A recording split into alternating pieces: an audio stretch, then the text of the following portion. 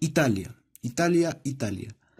Tierra de gran cultura, de arte, imperios regentes, así como de sus desagradables reboots, secuelas y spin-offs. Técnicamente se podría decir que la Italia contemporánea es, metafísicamente hablando, un meme en sí. Bienvenidos a Geopolitics Channel. El Comodoro del Tiempo les da la bienvenida a una travesía al fondo de lo más hilarantemente penoso de la historia mundial.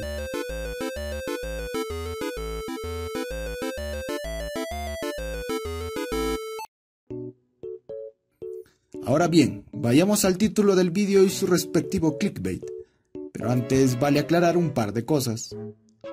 No hay que ser un genio para darse cuenta de que por lo general la historia occidental, es decir, la historia que nos enseñaron en la escuela, resalta los grandes hechos suscitados en Europa y por extensión protagonizados por europeos, dejando de lado a veces en un segundo plano al resto del mundo. Y a decir verdad, este es un concepto basado en la premisa de hegemonía europea o simplemente eurocentrismo. Es así que a partir del descubrimiento de América, la expansión europea se hizo casi imparable. Sin embargo, entre los pocos países europeos que se quedaron atrás en la carrera por la dominación global, Italia es un caso por demás curioso, pues mientras Inglaterra, Francia, Rusia e incluso Alemania, después de unificarse, consolidaban imperios coloniales significativos, Italia continuaba dividida en pequeños estados, controlados por las diversas casas reales europeas. En pocas palabras, el territorio italiano asemejaba más a una colonia que a una nación europea desarrollada. Recién para finales del siglo XIX, más o menos hacia 1870, se completó la unificación de Italia con el apoyo alemán. El Reino de Italia había nacido. Sin embargo, esta unificación no era nada estable, y de lo que parecía ser el alba del nacionalismo italiano, dio paso a un estado de guerra civil disimulada, entre los que defendían la consolidación de una nación y los que preferían el anterior statu quo. El conflicto no terminaría por resolverse hasta principios del siglo XX. La magnitud de las luchas intestinas agotaría a Italia, sumiéndole a alguna grave crisis que frenaría su desarrollo. Para 1885 se terminó de concebir la repartición de África entre las potencias europeas de primer orden, mediante la Conferencia de Berlín.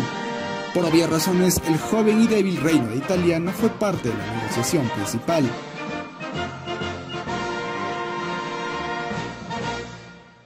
Sin embargo, aún quedaba un territorio libre que podía ser conquistado, entre comillas, fácilmente, ya que fue dejado de lado, abandonado por su pobre importancia y estrategia y sus casi nulos recursos naturales.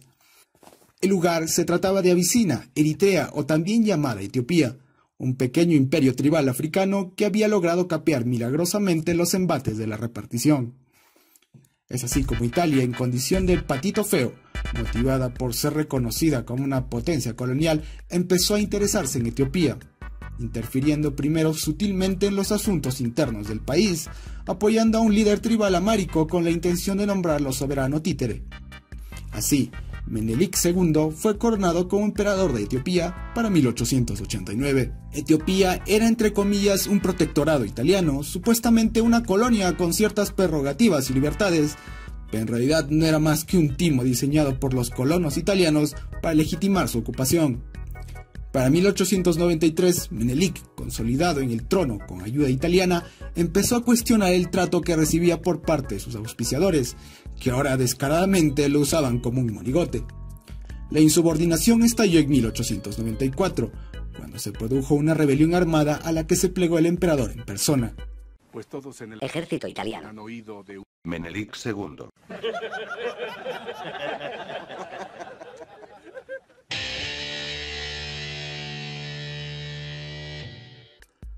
Da la casualidad que en Etiopía existían y aún existen dos grupos étnicos rivales, los Tigray y amáricos.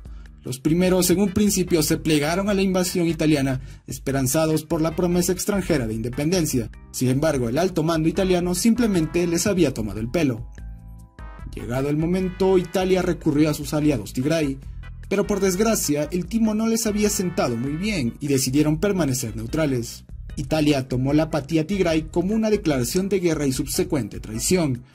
Las represalias no tardaron en llegar. Esto logró reconciliar a los Tigray y a los amáricos, que unieron fuerzas para expulsar al invasor italiano. En la cadena de dominación mundial, por lo general, se suele considerar a África como el eslabón más débil. Es de suponer que por su condición de país subdesarrollado no contaba con industria significativa, ni mucho menos con recursos económicos o tecnológicos, a diferencia de Italia. Básicamente el ejército etíope, si es que se le puede calificar así o si es que realmente existió uno, estaba compuesto por guerreros tribales equipados, en el mejor de los casos, con mosquetes o rifles traídos por los mismos italianos. Pero por lo general iban equipados a la usanza tradicional, marchando pintados con el torso desnudo y armados rudimentariamente con viejas cimitarras, lanzas y escudos de piel. La derrota etíope estaba más que asegurada. Las tropas italianas movilizadas ascendían a 12.000, pues sumadas a los mercenarios hacían un total de 20.000 efectivos, contando con más de 50 piezas de artillería. Fácilmente masacraron a los rebeldes hasta el punto de casi extinguir a los insurrectos. Pero un buen día ocurrió uno de los mayores descalabros en toda la historia del mundo conocido.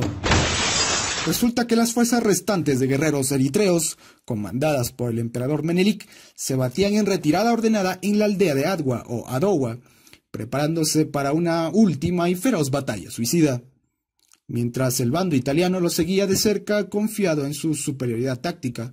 El alto mando italiano, obsesionado por aplastar la rebelión de un solo golpe, ordenó una persecución total sin cuartel, descuidando la logística y disciplina que en gran medida habían contribuido a su éxito, pese a su inferioridad numérica, ya que los remanentes etíopes aún contaban con 100.000 guerreros tribales y unas cuantas piezas de artillería obsoletas.